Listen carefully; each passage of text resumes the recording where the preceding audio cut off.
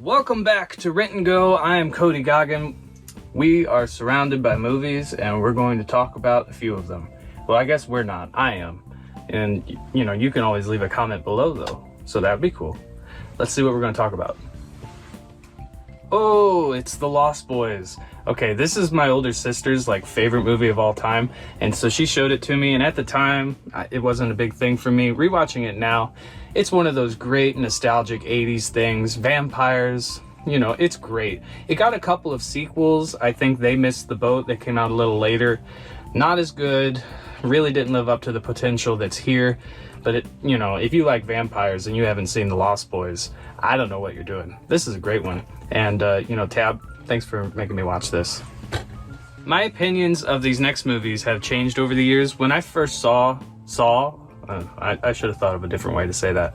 When I first watched Saw, I thought it was really clever. I thought the way the plot lines worked was interesting and genius.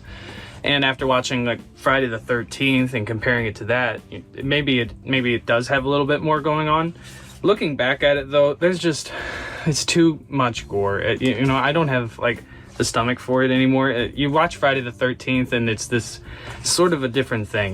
They're getting killed and they're getting their appendages torn off or whatever, but there's sort of a falseness to it or sort of a silliness to it, and I think I appreciate that. This just comes off a lot different to me now that I'm older, and I don't think I'll ever really rewatch all of them.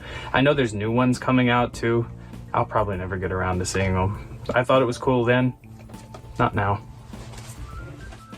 Will Smith, that's topical. All right, so this movie, this is just the first one I seen in here that had him in it. This is a good movie. At the time, he was appearing in a lot of good movies like Pursuit of Happiness. I Am Legend was huge. This is pretty good too. He was the biggest box office star at the time. And I think right after that, it sort of, started changing. He appeared in that one movie with his son. It was kind of a bomb, And of course, he's back in the news now. And, maybe it's all tied together. I'm not even going to talk about it. But the fact is, he's made some really good movies. Fresh Prince is fantastic. And I hope he's okay. I hope he's all right. Something that's been in the news and is relevant right now is Bruce Willis. And it's terrible. He's got been diagnosed with aphasia, which I don't know a lot about, but I guess everybody's kind of finding out more about it now. He's been appearing in a lot of movies the last couple of years, 10 movies a year, and people have thought that was kind of suspicious and kind of strange. They were more low-budget affairs. Unfortunately, it is what it is, and I hope that, him and his family are okay going forward and they enjoy their time together. I want to talk about Live Free or Die Hard because it's the fourth Die Hard movie, and 4 and 5 get a lot of hate. They came out a little bit later. I think they're worth revisiting. I just do. The first 3 movies are always going to be what they are. They're fantastic action films. Bruce Willis was one of the biggest stars of all time, and he'll always be remembered that way. And I'm just really broken up about what's happened because I wanted more Die Hard movies. I don't care if 4 and 5 were a little less than 1, 2, and 3. I think we all always want more of what we love. At least I do. And I wanted more Die Hard.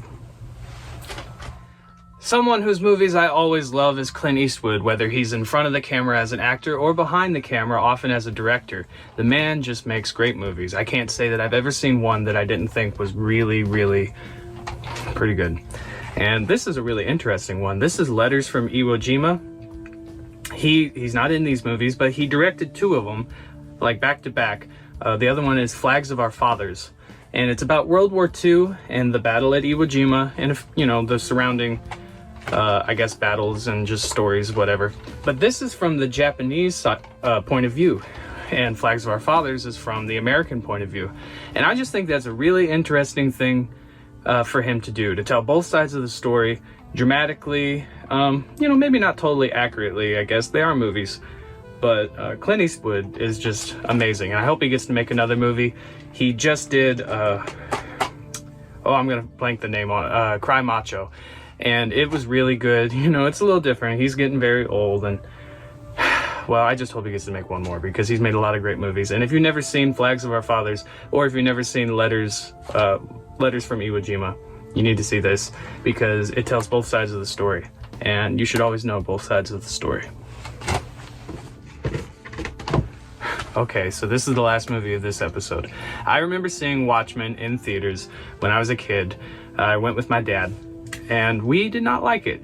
You know, we were kind of thinking Superman, Batman, that kind of thing, and that's not what we got.